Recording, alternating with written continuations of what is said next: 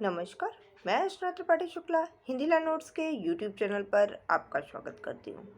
आज मैं आपको भारतीय संविधान के अनुसार अनुच्छेद 171 से लेकर के 173 तक बताऊंगी।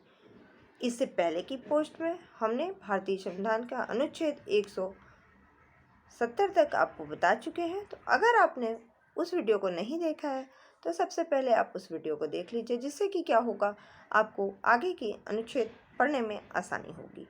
आइए चलते हैं अनुच्छेद 171 की ओर। अनुच्छेद 171 क्या कहता है? तो अनुच्छेद 171 के अनुसार विधान परिषद की संरचना को बताया गया है। इसके अनुसार जो विधान परिषद वाले राज्य हैं, वो विधान परिषद वाले राज्य की विधान परिषद में कुल सदस्यों की जो संख्या होती है, वह उस राज्य की विधानसभा के सदस्यों की कुल संख्या के 1/3 भाग से अधिक नहीं होती है। परंतु क्या होता है, यदि किसी राज्य की विधान परिषद के सदस्यों की कुल संख्या जो कि किसी भी दशा में वह 40 से कम नहीं होनी चाहिए, यानी एटलीस्ट 40 तो होनी ही चाहिए, 40 से कम नहीं होनी चाहिए। ठीक है। जब तक संसद जो है वह विधि द्वारा या अन्यथा किसी अन्य उपबंध के द्वारा जब तक ना करे, तब तक किसी राज्य की विधान परिषद की संरचना खंड 3 के अनुसार फिर जो भी रीति है, जो उपबंधित रीति है, उस अनुसार उसकी संरचना की जाएगी। इसके अनुसार किसी भी राज्य की जो विधान परिषद है, उसके सदस्यों की कुल संख्या का निकटतम 1/3 भाग, जो कि उस राज्य की नगर पालिकाओं तथा जिला बोर्ड और अन्य स्थानीय प्राधिकरणों के अंतर्गत, जो संसद की विधि द्वारा, जैसा संसद विधि द्वारा बताया, जिस प्रकार संसद के विधि में कहा गया है, उस अनुसार उसको विनिर्दिष्ट किया जाता है। इसके अलावा सदस्यों से जो मिलकर बनने वाले जो निर्वाचक मंडल हैं, उसके द्वारा उसको निर्वाचित किया जाएगा। इसके अलावा ख खंड क्या कहता है कि जो इसका निकटतम 12वां भाग होता है, उस राज्य में निवास करने वाले व्यक्तियों से मिलकर बनने वाले जो निर्वाचन मंडल होते हैं, उनके द्वारा निर्वाचित होता है। जो कि भारत के राज्य क्षेत्र में, जो कि किसी विश्वविद्यालय में कम से कम 3 वर्ष तक स्नातक की डिग्री ली हो, या फिर जिनके पास कम से कम 3 वर्ष से ऐसी अर्हताएं हैं, ऐसी योग्यताएं हैं, जो कि संसद के द्वारा बनाई गई किसी भी विधि या फिर उसके अधीन किसी ऐसे विश्वविद्यालय से स्नातक की अर्हता के बराबर मानी गई हो। ठीक है।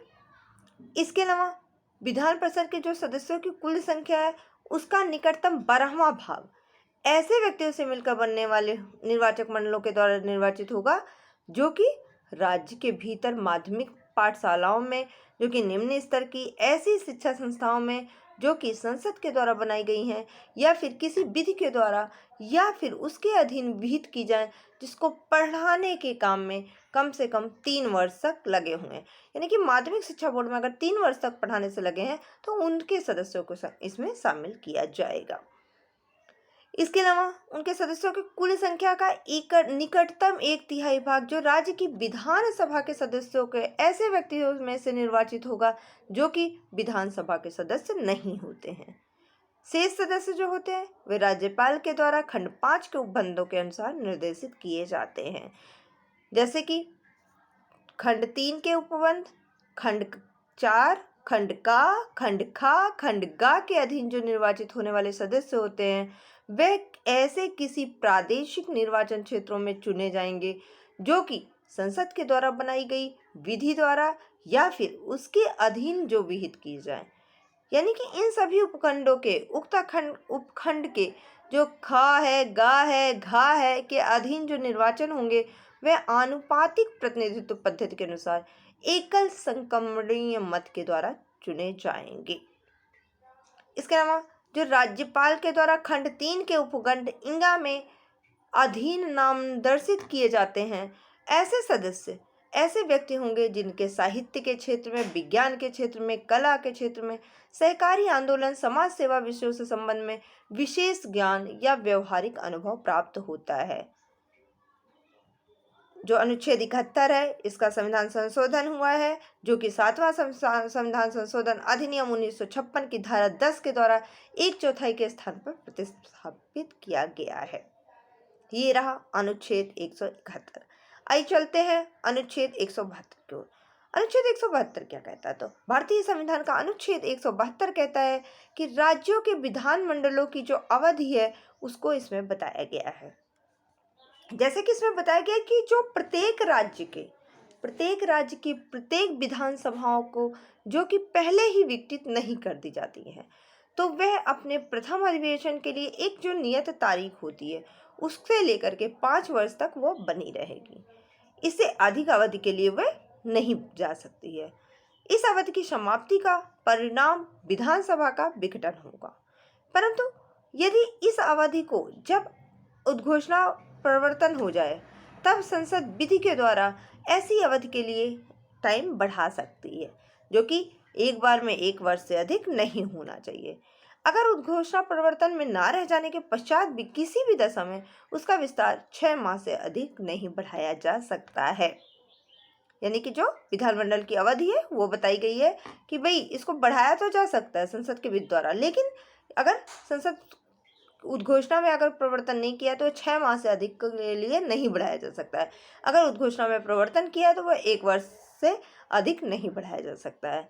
इसके अलावा राज्य की जो विधान परिषद है उसका अगर विघटन नहीं होता है, परंतु उसके सदस्यों में अगर निकटतम 1/3 सदस्य जो कि संसद के द्वारा विधि द्वारा निमित्त बनाए गए उपबंधों के अनुसार यदि उसको द्वितीय वर्ष की समाप्ति पर जितना जल्दी से जल्दी हो सके उस पर निवृत्त किए जा सकते हैं। अगर जो है विधान परिषद का चुनाव एक ही समय नहीं होता है, अगर उसका चुनाव हर 2 वर्ष के पश्चात यानी कि 1/3 सदस्य जो है वे अवकाश ग्रहण करते हैं, उनके स्थान पर नए सदस्य चुने जाते हैं। तो ऐसे केसेस में विधान परिषद का हर सदस्य 6 साल तक अपने पद पर रह सकता है। यह अनुच्छेद 172 कहती है। आइए चलते हैं अनुच्छेद 173 की ओर। तो भारतीय संविधान अनुच्छेद 173 के अनुसार विधानमंडल की जो सदस्यता है उसके लिए अर्हता बताई गई है। यानी कि विधानमंडल का कौन सदस्य बन सकता है? सभी प्रत्याशी जो कि भारत के नागरिक होने चाहिए, उनकी आयु 25 वर्ष या फिर उससे अधिक होना चाहिए, तथा विधान परिषद के लिए आयु 30 वर्ष या फिर उससे अधिक होनी चाहिए। ठीक है।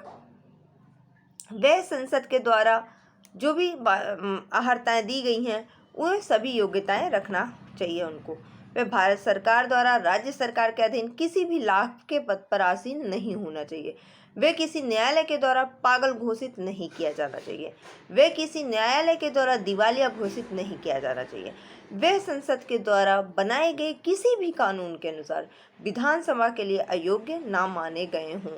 इन योग्यताओं के अतिरिक्त यदि कोई भी व्यक्ति विधानमंडल के दोनों सदनों का सदस्य एक साथ नहीं रह सकता है और ना ही एक से अधिक राज्यों के विधानमंडलों का सदस्य एक साथ बन सकता है। इसके लिए चुनाव के बाद कोई भी सदस्य की अनुमति के बिना लगातार 60 दिन तक सदन के अधिवेशन में अनुपस्थित नहीं रह सकता है। साथ ही साथ विधानसभा का सदस्य निर्वाचित होने के लिए यह भी सबसे जरूरी चीज है क्या कि वह व्यक्ति जन प्रतिनिधित्व अधिनियम 1951 की सभी शर्तें को पूरी कर रहा हो।